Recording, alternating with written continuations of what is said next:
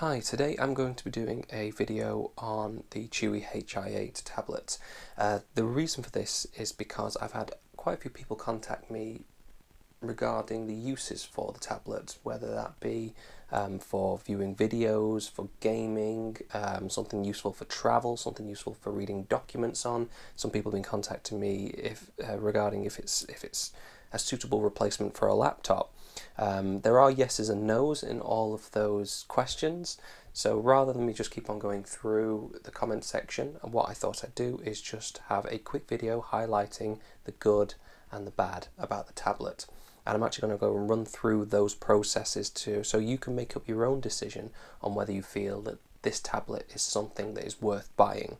So I'm going to start out by going through the boot process, and then I'm going to go through what I believe is really good, and then I will also go through what I believe is quite bad and what I believe may put you off from buying this tablet. So let's go ahead and start out with what's good. Okay, this is the tablet fully shut down, and now we're going to run through the boot process. This for me is a positive point because it is extremely quick compared to even something like an iPad.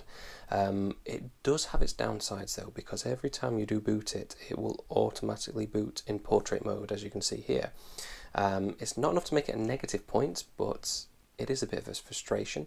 It might be something that needs to be changed in the settings. It might be something that I've missed or not come across. If it is something that can be changed, please leave me a comment and tell me where I need to go in order to change it. But it's not too much of a difficulty, because all I do is tilt it that way, and then we're in the right orientation. I had the original version that was Windows 8.1. I then upgraded it to Windows 10 through a video on YouTube. I'll leave a link in the description because the standard upload didn't work for me. Quite a lot of people were downloading the Windows 10 ROM image from the Chuwi Hi8, the Chuwi website. That's something I really recommend against, because you won't get a fully licensed version and you'll have to license it by other means. Or you'll end up then reinstalling a full machine. One thing I will say though, it is a little bit fiddly. So as I go through, I may end up plugging in a keyboard and mouse. But as you can see on here, I am running a fully licensed version of Windows. So absolutely no problems there whatsoever. I know it will work. I know I've got updates for however long Windows 10's around for, so you have a full version there. So that, I would say that is the biggest possible plus point of a machine that only costs £50–60 depending on what deal you can get. The next part I wanted to go into is what really sold it to me was Microsoft Office. So it runs a full version of Microsoft Office, and I am using the keyboard from the keyboard case. There you go. You've all seen it in my other video. But it runs a full version of Word. Now the great thing about this license as well, it also allows you to install Word on another machine. So I've installed it on my Mac as well as one mobile. So I've also installed it on my iPhone. So actually it means you get a fully licensed version of Word or version of Office 365 for 3 of your devices, and that also allows you to download the latest version of Office 2016 for a Mac. So you can't grumble at that, because I think at the moment it's £7.99 if you actually want to buy it per month, or £79 a year if you want to buy the home version, or it's something like 50 quid if you want to buy the personal version or whatever it is. But why go out and just buy Microsoft Office? Why don't you just have a complete tablet with it as well? Next thing I want to go into is about the screen. You can't really see it on the video because you are looking at it through a GoPro, but the screen is fantastic. It is the equivalent to whatever you call a retina screen on an iPad. It means that it's The pixel density is very high. I don't know what the actual DPI is on this, but it is very crisp and very clear, and there's no color bleeding, there's no bad edges. It works very well. Now, I don't know how long the screen will last, because I can't imagine it's a very expensive screen. Also, the front isn't glass, it's a plastic, which I don't think you can see on there, but it does work very well. And it also looks really great when you're running 1080p video, like this video of my kitten. I did this on my Nikon DSLR, just a short video of me with my cat, and it works very well and plays just fine. There's no audio, you won't hear any audio through it. But it's very clear, very crisp, and the playback is absolutely fine. I do tend to find that if I am running quite a large file, maybe something that's a film that maybe is 2 gig, 3 gig, every now and again there is a little bit of lag, but I imagine that's because of the processing power and also the hard disk. Because it doesn't run an SSD, what it runs is a eMMC, I believe they're called, which is like a very cheaper version of flash memory. And as you can see on here at the moment, that the disk is doing okay, but we're still running at 10% and we're not even running anything. It's dropped back down to 0 now. And as you can see on the CPU, even though we're not really running any processes at the moment, everything's closed and it's just whatever's background, we're still running at 27 to 30%, but still not bad. You can't really argue with that. I can't class it as a negative point. But I can see that maybe if you are running larger documents, larger files, that may come into an issue later. Another plus point for the Chuwi tablet is its battery. I've found that the battery tends to last about 4 hours. It will last you a full day if you're just lightly using it, like maybe to surf the internet for a bit and then put it back down, maybe to open up a couple of documents. It does work quite well. If you're doing anything like watching a video, or if you're intensely using it just to browse, then it can be a little bit sluggish, and that tends to drain the battery a little bit more. So maybe it will run about 2 hours, maybe 2.5. I can't say it's a negative point though, because for the price you're paying and how long it lasts, you can't really argue with it. Obviously, if you do require more power, you can either plug it into a wall, so you've only got to find yourself the same cable that plugs into like a Kindle or most, electronic devices nowadays, or buy yourself a external battery pack, which will obviously double, triple, or quadruple how long the battery lasts. Another part that I do actually really like is the ability to use a external micro SD card. Now, as you can see on my device, I have removed the Android partition, so I am only running Windows now. I did that when I did my reinstall, because I have no need for Android, as I have an iPhone, I have a Mac. I needed the machine really for my 3D printer, so I had no use to have Android, and I would have liked the free space. So obviously I reformatted, but with a micro SD card that allows me to add on to 64 gigs worth of extra space, and I've used that as a separate drive to run all my games from, as well as any documents that I don't particularly need, on there, like maybe films and what have you. And that's really easy. It just unplugs from the top of the tablet, and you can swap them around. So if you had multiple games on there, you could swap them around on multiple cards, and then it's all in, it's all off the actual main machine itself, just in case you needed it for whatever reason.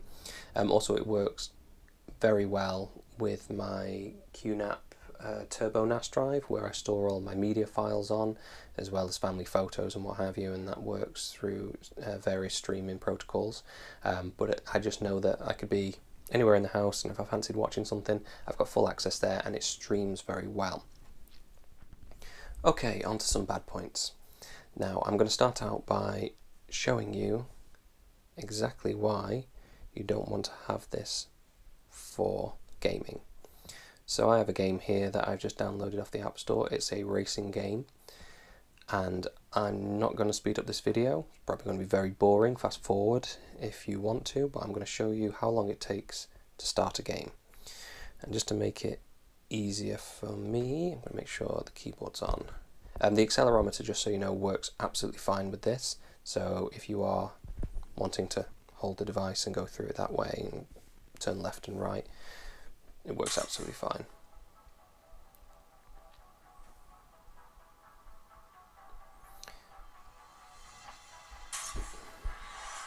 Again, let's turn this down a bit.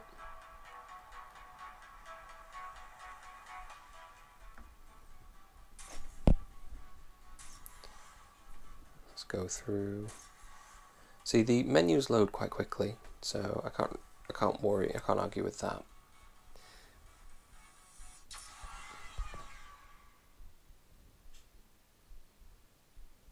But it does take its time to load.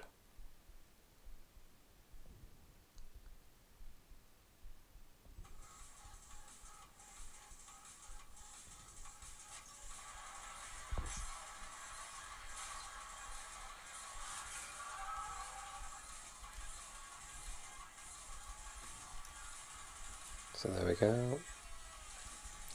So it looks okay at the moment.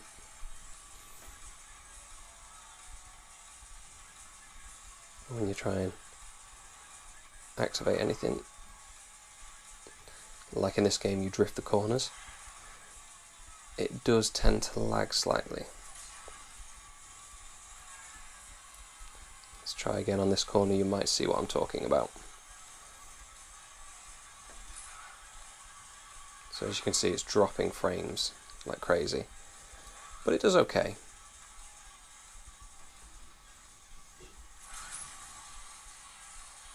But overall, not something that I'd definitely recommend if you wanted to use something for gaming. But it's not unusable. The next part I wanted to talk about was the fact it's got such a small screen. When you are trying to click on things and trying to get places, sometimes you can find that you do miss it. So File Explorer, if you're trying to access maybe one of the menus up here, it is a little bit more difficult to get round.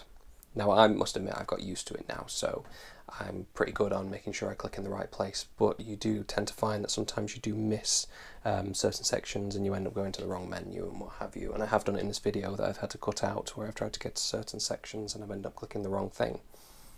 Another point I want to talk about is browsing the internet. Now I do find that it loads quite well, loads quite quickly. There's not much lagging as far as scrolling down is concerned, but when you hit a intensive web page, so a web page that may have lots of flash elements on there or lots of adverts, I tend to find that it does start to slow down. I also do have an issue with Edge anyway. I find Edge quite a slow browser. I know it's been brought in to replace Internet Explorer and what have you, and quite a lot of people have been raving about it, but I don't actually find it that quick. I find general day-to-day usage actually quite slow. So now I tend to use Chrome and use the ad blocking systems, or add-ons on extensions or whatever they're called, to browse the internet a lot quicker on this device. So I definitely recommend that. But general loading is okay. Now I do have really fast internet, so it's not a case of how long it takes for the page to load from the tablet grabbing it, because I have 75 meg download. All depends on how long it takes to render. But once it's rendered, it tends to be quite quick. I'll show you an example here of speed test, and speed test is a little bit slower because it is loading multiple ads and flash elements. As you can see up here, the page has grayed out, so it means it hasn't fully loaded yet. So it does take its time to load all of the elements. It's still loading the animation scene. And there we go, begin test. And because it can't render that quickly, you tend to find that actually your download speeds are significantly lower than maybe other devices. So compared it to my iPhone or iPad or Mac, I can download at maybe 60 to 65 megasecond. Whereas I'll find on this, I normally cap out about 35. We're getting there. Or in this case, 33. And I have a 20 meg upload speed. It tends to get quite close to that. but anything after 33 it doesn't do, and that is all down to its write speed. So if it can't write faster than it can download, it can't download. But overall, works quite well. And as far as playback on things like YouTube is concerned, it's genuinely fine.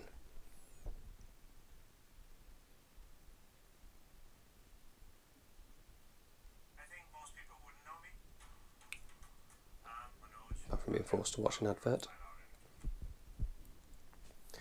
But it works okay. So once it's loaded, it's fine, and it's generally quite quick. Now, another part I want to bring up is the camera. The camera on the Chuwi Hi8 is useless. Don't buy it if you're going to use it for something like Skype. It is awful. I think the front camera is a 0.3 megapixel camera, which is what you used to get in phones about 10 years ago. And the rear camera is 2 megapixel. So not any good if you plan on doing any sort of Skype conversations or even photos if you're out and about. I don't particularly understand why people take their iPads and such and tablets to go and take photos while they're out, but very useless. I don't know whether you'll be able to see on here, so you can see the Lexar quite clearly on there. So if I spin this round, front camera, get my head out of the way. As you can see, and you're probably able to see anyway, it's very pixelated. And that is because we're running on old school 0.3 megapixels. So I definitely don't recommend buying this tablet if you want a decent camera. If you do really need a camera, then you might want to see about plugging in some sort of external webcam if you want to go that far. Now, talking about externals, that brings me to my next point. On a previous video, I unboxed this, which is an OTG hub plus charger for the Chuwi Hi8. Now, as I showed in my demo, I showed it working. It starts charging on here, but what I have found is that it doesn't actually charge. It charges only if the tablet is off. If the tablet is on, it will stay very similar to where it is and very slowly go down, and that is because it can't draw in enough current to charge the battery as well as whatever device is plugged in. So I noticed that when I had this plugged in, let's say I was on 95, normally that would go down to 94 very quickly. Maybe after about 5 minutes of usage it would start to go down. I'd find that I'd have probably about 15-20 minutes of usage before it started to go down. So it was charging, just not enough. Now I have ordered a new one that should be coming in the next 10-15 days, so look out for that video and I will let you know whether the new one that I've ordered from Banggood does actually charge the device. But overall this is very useful. It's useful to have a 3-port USB hub. It also is useful in the sense of it doesn't overly drain your battery if it is plugged in, but it won't be able to charge it, which is quite annoying when you're trying to use it for what I'm using it for, and that's to run a 3D printer. So when I'm running the 3D printer, obviously it needs to be plugged in to the tablet all the time, and at the moment it does drain, so I do have to keep my eye on it, and then obviously intervene when I need to intervene. Also, another point to raise is about the battery itself. So this is one of my little niggles. It doesn't really make too much of an issue for me, and please let me know if you're experiencing this or whether it just is me. However, when I touch the tray icon, it works fine, just works like you'd normally see in any computer. However, when I unplug the charger, or the charging lead, it no longer works. It's highlighted, it's slightly lighter grey, but it won't open. No idea why. And I've gone on 2 updates, check my updates just to check to see whether there's anything that I've missed, but every time I go on there, there's nothing massively that, you know, fundamental to that system that needs to be updated. Now, if there is anything that you have not seen that you do want to see, then please leave me a comment. Please leave what you'd like to see and why, and I will gladly put a video together for you to demo whatever you want to see, whether that's an app, whether that's a video on there. Obviously I can't show video content because that would infringe on YouTube rules, but I can at least tell you whether it does work or not. If there's a certain app you want to see, I will gladly run that app and see whether it does work. Please don't ask me to run anything like Photoshop though, or anything heavy and intensive, because it won't run it. I did install Photoshop on this just to see what it did, and the results weren't good. It took forever to open, it took forever to make any editing, and everything was laggy. I even installed GoPro Studio on here just to see what it'd be like to send a video through and process it, and it was like watching paint dry. It took that long, so I don't suggest asking me to do any videos based on photo or video editing, but if there's anything else you'd like to see, then I'll gladly go through it. If you liked this video, please leave a like. If you think there was anything that I missed or you want to comment on, please leave a comment, and if you want to see more videos like this in the future, please subscribe. Thank you very much.